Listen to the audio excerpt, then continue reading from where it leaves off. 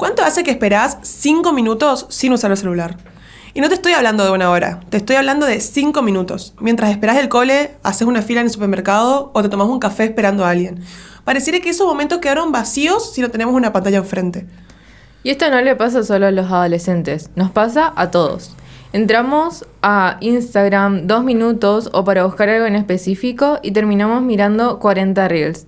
O entramos a TikTok para mirar una receta y terminamos enterándonos lo que pasa con una familia en Finlandia. Vemos a un perro que habla a través de botones o un video del Imperio Romano, pero no nos acordamos ni siquiera qué receta entramos a buscar.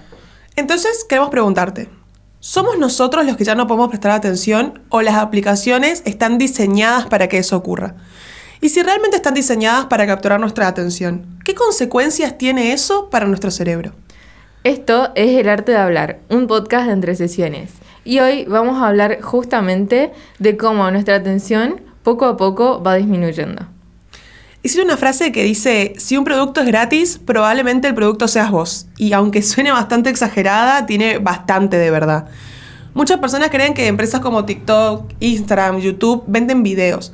Y en realidad venden algo mucho más que un video y es mucho más valioso además que es nuestra atención. Hoy vivimos en algo que muchos investigadores llaman la economía de la atención. Las empresas tecnológicas compiten para conseguir algo que todos tenemos, pero que puede llegar a ser limitado: la cantidad de minutos que somos capaces de mirar la pantalla. ¿Y por qué pasa eso? Porque cada segundo que permanecemos dentro de una aplicación significa más publicidad, más información sobre nuestros gustos y en definitiva más dinero. Y no es casualidad que el scroll sea infinito. El scroll es cuando miramos, tipo scrolleamos, no sé cómo decirlo en español. Pasamos. De video a video. Tampoco es casualidad que el siguiente video aparezca automáticamente sin que tengamos que hacer nada. Y cada pequeño detalle está pensado para que resulte lo más difícil posible abandonar la aplicación. Y ojo que esto no es una teoría conspirativa, no es una teoría conspiranoica. En 2023... el cirujano general de Estados Unidos, que sería algo parecido al máximo referente en salud pública, publicó un informe advirtiendo sobre los riesgos que puede tener el uso excesivo de redes sociales, especialmente en adolescentes. Entre las principales preocupaciones que aparecían, el aumento de síntomas de ansiedad y depresión y las dificultades para dormir eran las principales problemáticas que se podían llegar a relacionar con el uso imprudente de las pantallas. Los problemas de autoestima y el impacto sobre la capacidad de atención y hablar aumentaron muchísimo más. Y hay una aclaración importante que tenemos que hacer acá antes que el desarrollo del programa, que es que este programa no busca demonizar las redes sociales. Siempre solemos criticar bastante las redes, pero no es nuestra intención demonizarlas ni verlas como algo malo, no son algo ni bueno ni malo. También nos permiten encima aprender muchas veces, mantener el contacto con personas, trabajar. También encontrar comunidades donde nos sentimos cómodos, que capaz sin las redes no podríamos tenerlas tan a disposición. Entonces, la pregunta que tenemos que hacernos con respecto a las redes es: ¿qué pasa cuando fueron diseñadas para competir todo el tiempo por nuestra atención y nuestro cerebro tiene que convivir con todo esto todos los días? Hay una palabra que seguramente escucharon muy a seguido y en realidad no sabemos bien qué significa, que es dopamina.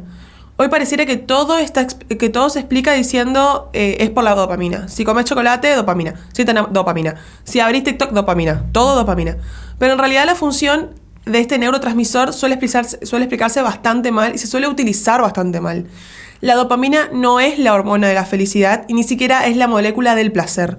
Su función principal va a estar relacionada con algo mucho más interesante y un poco más complejo, que es la motivación, el aprendizaje y la anticipación de una recompensa. ¿Qué quiere decir con lo que estoy diciendo? Que aparece con mucha fuerza la dopamina cuando nuestro cerebro piensa que puede pensar algo interesante. Y ahí es donde las redes sociales encontraron como su beta, digamos. Porque cada vez que deslizamos el dedo aparece un contenido completamente distinto y que encima tampoco sabemos qué viene.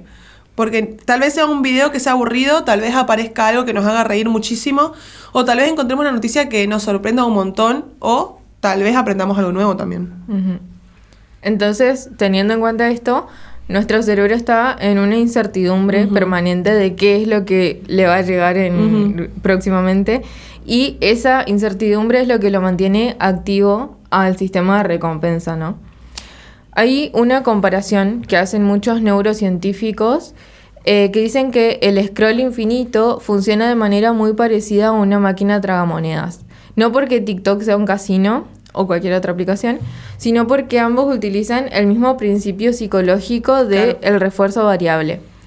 En psicología sabemos que desde hace mucho tiempo las recompensas impredecibles generan una conducta muchísimo más persistente que las recompensas que son constantes.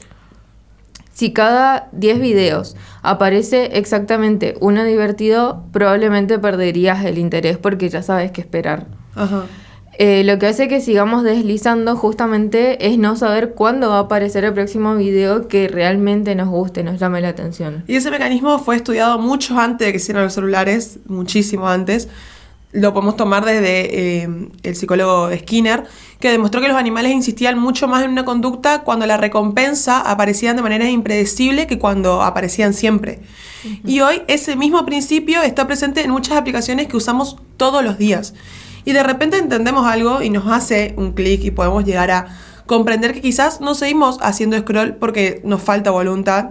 Quizás seguimos haciendo scroll justamente porque estamos interactuando constantemente con sistemas diseñados por equipos enteros de psicólogos, neurocientíficos, ingenieros, especialistas en comportamiento, cuyo trabajo va a consistir precisamente en lograr que permanezcamos un minuto más todo el tiempo. Y si lo piensan, seguramente se ven muchas veces en la situación de decir un videito más y me voy a dormir, y una hora después siguen acostados mirando el teléfono, que después se arrepienten porque el otro día... Sí, dormís menos. Sí. Y te vas a dormir con el cerebro medio frito de tanta info que y olvídate que después al otro día te levantás y lo primero que agarrás es el celu y ya estás mirando historias. Sí. Muy poco sano. Lo más recomendable es no tocar el celular apenas nos despertamos. Y una hora antes de dormir. Hay una frase que seguramente escucharon alguna vez, y es que los chicos ahora ya no pueden prestar atención, o escucharon a docentes quejarse de eso, o a alguien. Y la verdad es que no es tan simple. No podemos decir que TikTok destruyó la atención o que las redes sociales nos vuelven incapaces de concentrarnos, porque la evidencia científica todavía no permite hacer una afirmación tan extrema, porque surgieron hace muy poco tiempo. Todavía sí lo podemos ver a las consecuencias, o podemos suponer hipótesis, pero las consecuencias reales no las tenemos todavía porque es muy poco el tiempo que estamos expuestos a este contenido. Sí. Lo que sí sabemos es otra cosa, que el cerebro aprende aquello que va practicando. Hay una característica que es muy loca de nuestro sistema nervioso, que es la neuroplasticidad. Ya hablamos de esto en otro podcast, que básicamente significa que el cerebro va a cambiar constantemente en función de las experiencias que vamos a repetir. Por ejemplo, los hábitos que generamos, sean buenos o malos. El cerebro no es algo estático como se pensó en algún momento, sino que se va a reorganizar todo el tiempo va a aprender, va a hacer conexiones nuevas y va a eliminar también otras cosas que capaz aprendimos pero que no le damos tanto uso actualmente. Entonces tenemos que imaginar a la atención, por ejemplo, como un músculo que si durante muchos años vamos entrenando este músculo para sostener el esfuerzo durante largos periodos, probablemente se fortalezca. Pero si todos los días entrenamos para cambiar el foco cada 10 o 15 segundos, qué locura, también se va a adaptar a eso. Solo que de otra manera. Claro, de una manera un poquito más insana. Sí, un poco saludable. Y eso es exactamente lo que hacemos cuando consumimos contenidos cortos durante horas. Nuestro cerebro, contenidos cortos nos referimos a todo lo que sea contenido vertical, lo más probable, pero que dura menos de un minuto, creo que es. Y podemos ver en muchas aplicaciones, TikTok, YouTube, Instagram. Que incluso... Ahora hay en Twitter. Pero incluso piensen que muchas personas no toleran siquiera ver esos videos de 1 minuto, como que ven que duran 1 minuto, Y un le ponen poquito en más de 2x. tiempo, ponen más rápido. O si no lo atrapa en el primer segundo Ya está. la imagen, lo pasan. Sí, y capaz era algo que sí les servía, que era interesante. Hay muchos estudios, por ejemplo, viste que ahora se volvió o se quiere volver, hay como un grupo de gente que quiere volver a lo que era el contenido horizontal. Ujú. Entonces vos por ahí estás mirando Reels y TikTok o bueno, estos contenidos cortos, verticales, y te aparece un horizontal y el resto de la pantalla en negro y ya no atrapa. La gente pasa. Ujú. Re loco eso. Sí, y sí, encima son re totalmente. lindos esos videos. Sí. Bueno, pero volviendo a todo esto, nuestro cerebro entonces va a aprender que siempre hay algo nuevo en el siguiente deslizamiento del dedo que hagamos. Entonces aparece una consecuencia que muchos conocemos y nos vamos a sentir bastante identificados. Nos sentamos a leer un libro y a los 5 minutos tenemos la necesidad de mirar el teléfono. Empezamos una peli y antes de que termine la primera escena ya desbloqueamos el celular solo para ver la hora, pero no termina siendo para ver la hora porque sí o sí terminas mirando otra aplicación.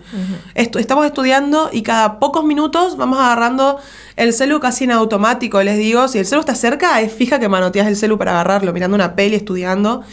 Y no significa que nos hayamos vuelto menos inteligentes, significa que nuestro cerebro se acostumbró a trabajar de esa manera. Y esto creo que nos lleva a otro tema que es muy interesante. Háganse la pregunta de, ¿ustedes sienten que pueden hacer varias tareas al mismo tiempo? ¿Vos sentís? Sí, siento que puedo hacer varias tareas al mismo tiempo, pero no las voy a hacer bien. Ujú. Bueno, pasa esto de, por ejemplo, escuchar un podcast mientras estás respondiendo un mensaje, ver una serie mientras revisas Instagram, lo que estaba diciendo Abby, o estudiar mientras tenés algo abierto de fondo. Esa sí o sí uso igual. Siempre. Pero así es. Ruido blanco, ruido marrón, Bueno, ruido bueno. rojo, samba. Sí, pero muchas veces hay personas que usan cosas que tienen mucho estímulo y que obviamente va a ser más interesante que lo que estás leyendo en un artículo o en un libro. Entonces, después el estudio muy probablemente no te rinda como debería si tenés otros estímulos al mismo tiempo. Nuestro cerebro en realidad no hace varias tareas complejas al mismo tiempo, es imposible, no podemos estar mirando una serie y mirar Instagram. Lo que hace es cambiar muy rápido de una tarea a otra. Y cada vez que cambia de una actividad a otra, va a pagar un pequeño costo, porque ese fenómeno se lo conoce como costo de cambio atencional. Es decir, que cada interrupción obliga al cerebro a reorganizarse de nuevo. Puede parecer que ese cambio dura apenas unos segundos, pero cuando se repite decenas de cientos de veces durante el día, termina consumiendo una enorme cantidad de recursos mentales. Hay investigaciones de la Universidad de Stanford que encontraron algo llamado, algo muy llamativo hace varios años, que es que las personas realizan multitareas de manera constante, tienen dificultades para filtrar la información irrelevante, también para organizar las cosas importantes o para cambiar estratégicamente el foco de atención cuando la tarea realmente lo requiere. Entonces, paradójicamente, quien más practica hacer muchas cosas al mismo tiempo termina siendo menos eficiente para administrar la atención. Paradójicamente, lo podemos pensar paradójicamente cuando usamos el celu, estamos estudiando y agarramos el celu para mandar un mensaje, por ejemplo. Y después cuando tenemos que repasar, cuando yo entendí esta lógica dije, claro, con razón. Yo me siento a estudiar, estoy estudiando, leo una página y digo, bueno, de premio agarro el celu. Claro, todo lo que acabo de estudiar, el cerebro propio me dijo, lo desplazo, ¿entendés? Claro. Y después, cuando me quiero sentar a repasar lo que ya estudié, mentira, tengo que estudiar todo de nuevo. Sí.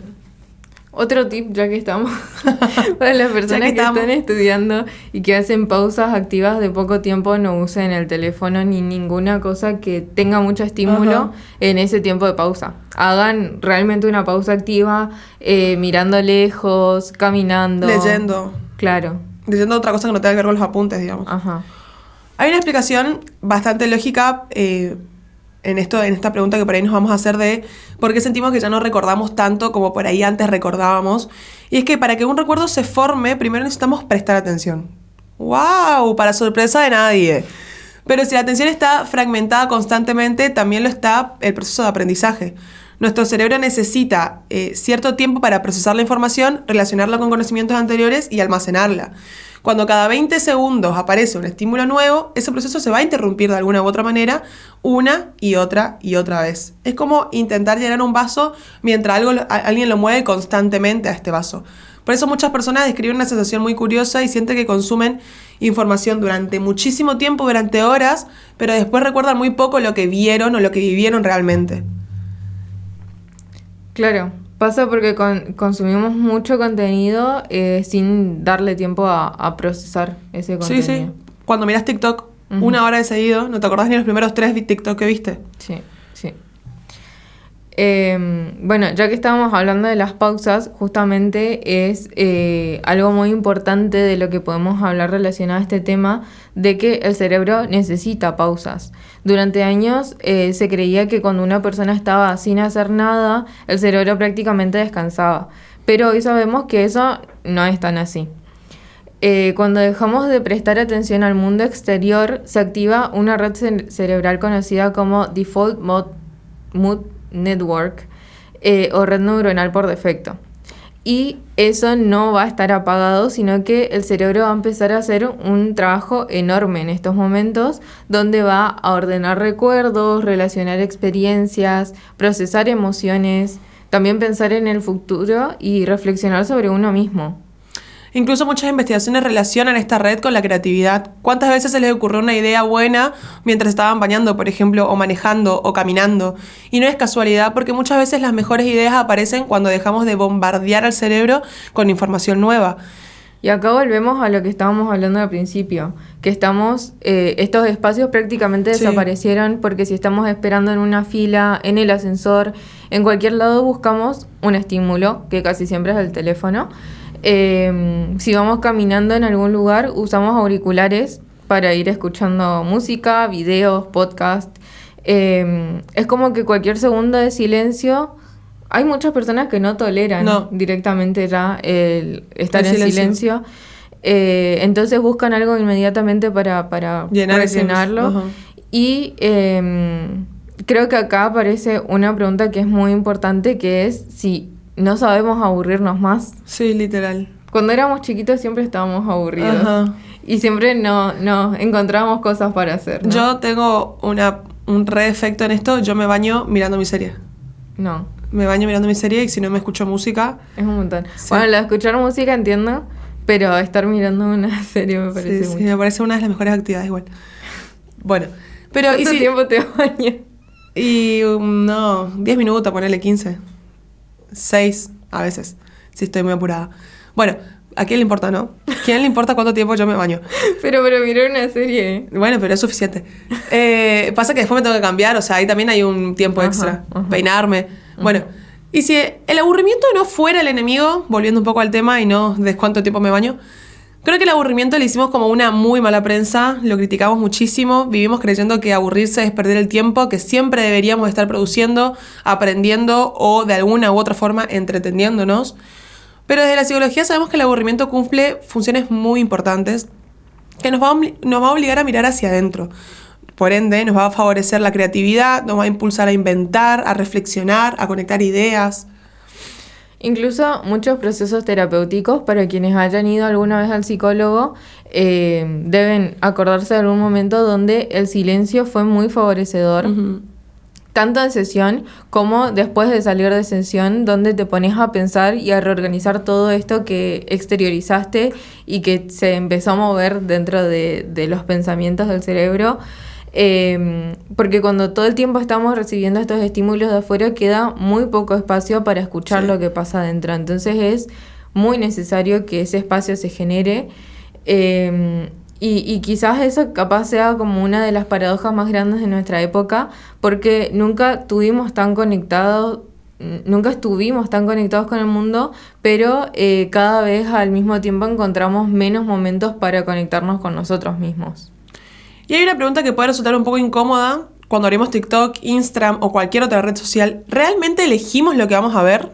La mayoría diría que sí, que elegimos, pero en realidad, si lo pensamos un poquito más, quizás no sea tan cierto, porque nosotros no elegimos el siguiente video que va a aparecer, no elegimos el orden que aparecen los contenidos, no elegimos ni siquiera la publicación que se vuelve viral, ni cuál va a desaparecer, ni qué publicación va a desaparecer. Todo esto lo va a decidir el algoritmo, que seguramente es una palabra que escucharon bastante frecuente, bastante de seguido, que es el algoritmo y cómo nos organiza todo esto que vamos a mirar.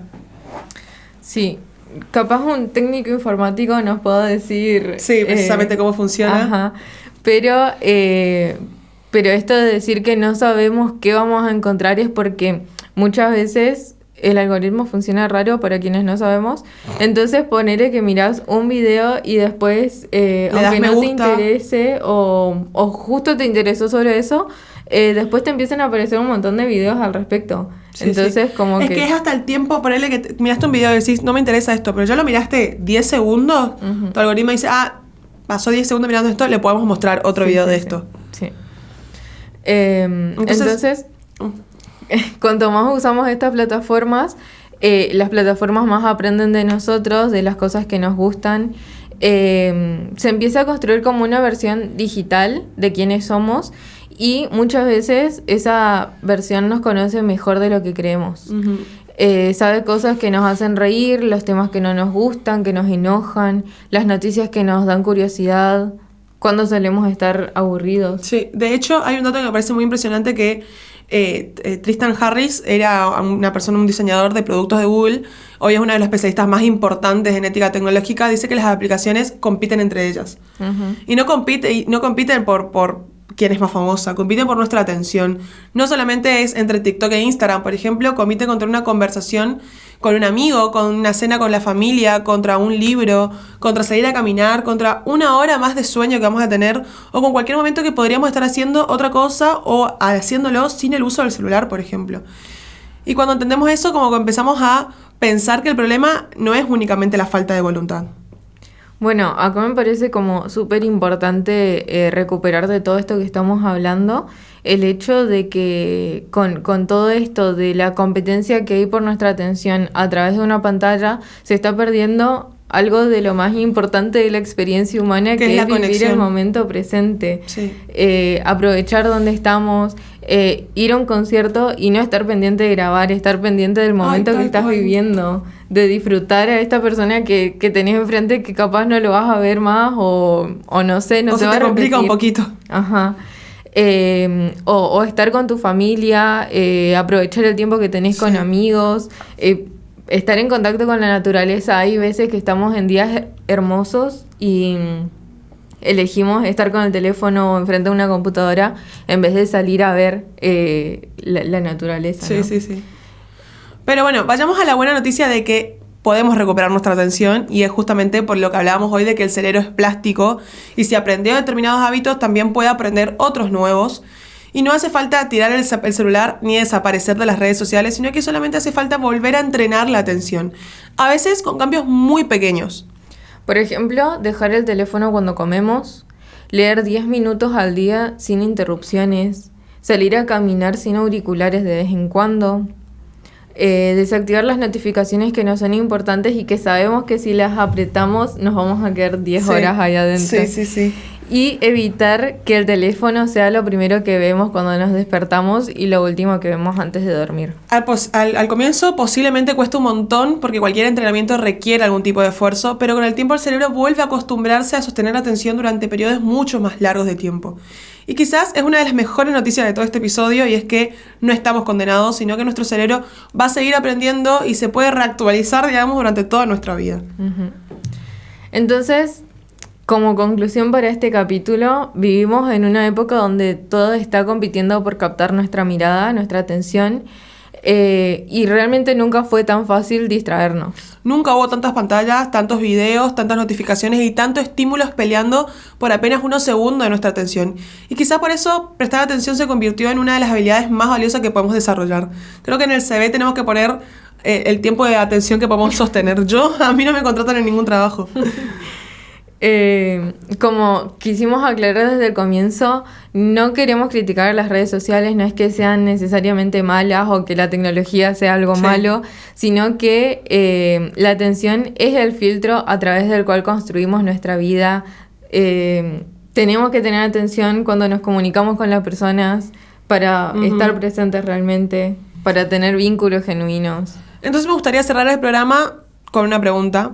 La próxima vez que abras una red social, pregúntate si realmente elegiste hacerlo o si es simplemente responder un impulso que alguien diseñó para captar tu atención. Capaz la libertad en el mundo de hoy no consiste solamente en el poder elegir entre muchas opciones, sino también en recuperar la capacidad que tenemos de decidir conscientemente dónde queremos poner nuestra atención. Esto fue un capítulo más de El Arte de Hablar, un podcast de Entre Sesiones. Nos vemos en el próximo.